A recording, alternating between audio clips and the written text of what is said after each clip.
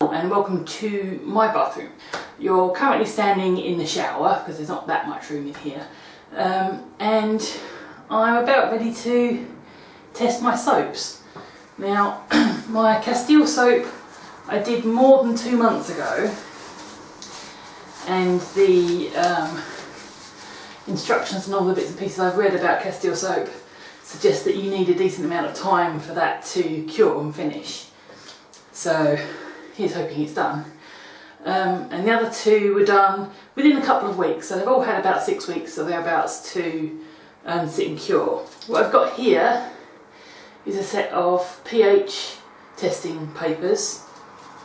It's really cheap. These ones came from China, I think, or they must be China because they've got Chinese letters all over them. And it's just a colour indication of whatever your acidity is. These aren't wholly accurate, they're not really kind of scientific grade, but for this kind of thing they'll do. So I'm just going to tear off 4 strips.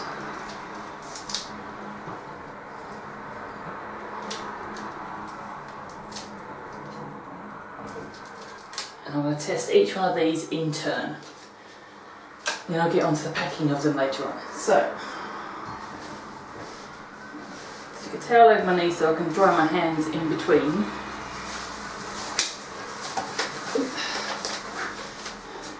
Sexy marigolds in the bathroom. Not really a good look, but never mind. So, this is my Castile soap. This is one of the little extra ones, because I did the big size ones and the wee honey mould.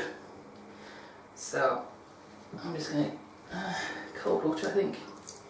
Don't want much, I just want enough to get some lather up.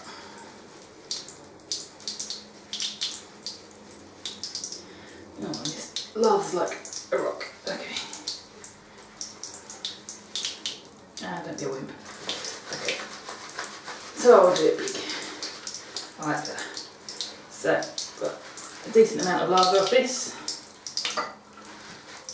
And I'm going to pick up paper, and I've got an instant reaction now. So, wash that off.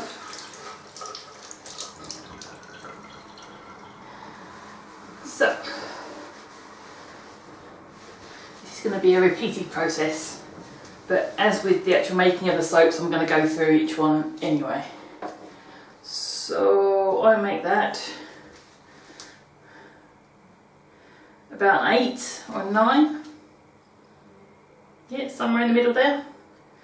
And that's pretty good. Anything below 10 or 11 is safe to use. But as I said, that lathered like a rock, so that may not be particularly popular. What I'm going to do is leave these in the bathroom and instruct everyone in the house to use 1 soap a day for the next couple of days, and then we can see where we are with the soaps. So here I've got my honey and oat, the oat milk soap, my 2 attempts at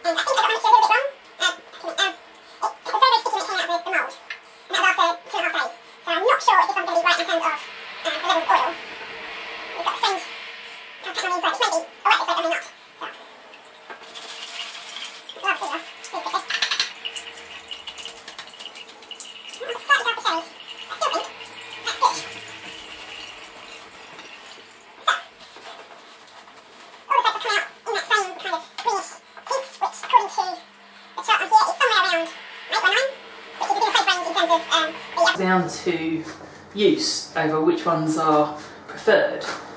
Now this one is a shampoo soap, so that's going to be down to me and Mum to check, because Dad hasn't got enough to check on his hair. So I'm actually pleasantly surprised about how these have come out, and I'm going to go back through the others to kind of check the lather now I know they're safe.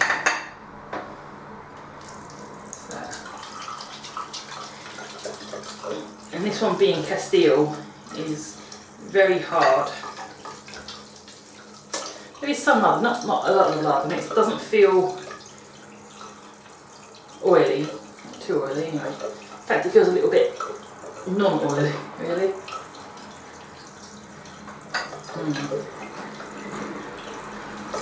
Well, there's no scent really there, there's just kind of the scent of coconut oil. That's one of the components of that mix. Seems alright. Not sure. So over the next couple of days we're going to be trying out each of these soaps in turn, and I'll put the results of those tests on my blog post, and I'll bring you downstairs for the packaging bit, which is not going to be interesting, but there's a particular idea that I need to get into your mind about packaging the soaps. So yeah, I'll see you downstairs.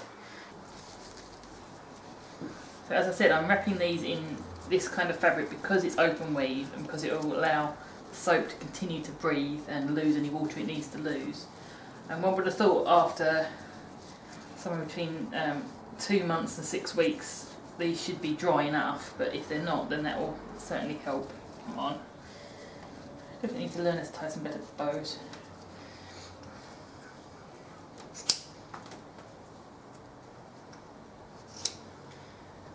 So that's the shampoo soap. The honey and oat ones, the good ones, I've put them into sets of 2 and rolled them like that. I think that's a better way of wrapping, because trying to get around the hexagonal shape is quite difficult. But for the franking soaps, I'm going to go with just a very basic square of Hessian and pull the corners together like that. So you can actually see the soaps through the gaps, but I think I prefer this rustic look. So I'm just going to run the stitch through a couple of times just to hold this closed. I think having this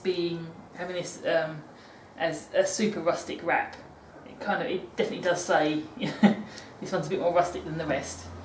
And although this one lathers up quite well and it smells really nice, I'm kind of going to give this one out with the kind of explanation that it is franking soap, and it is, whilst not intended to be such a beast, it's still a good soap.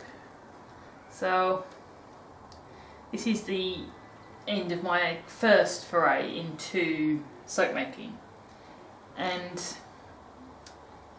I am still debating whether or not to continue and do this through the year. And at the minute I'm leaning towards yes, but I do need to work on a new, or at least an improved curing arrangement. So that's the job for when the weather turns a little bit better, and for using my birthday present. So that's the plan, at least. I've got a couple more of these franking soaps to wrap, but I've run out of the jute fabric, so I'm going to use the rest of this stuff. But as long as they're wrapped in the same style, they'll definitely be different and definitely be able to tell which is which. So yeah, I'm definitely leaning towards making more soap. And I've already had more requests, so I think that's going to happen. So just keep your eyes open for the next soap making thing. I'm not entirely sure if I'm going to replace one of my regular subjects with the soap making thing or not. I'm debating, still debating. So as it is, this is my kind of foray into the world of weird science and soap making, pretty much complete. and I am actually quite happy about where this has gone to. So in the next couple of weeks I'll be doing some more body lotions and creams and lip balms and that kind of thing for this month of look after yourself, kind of pampering month. So see you again next week.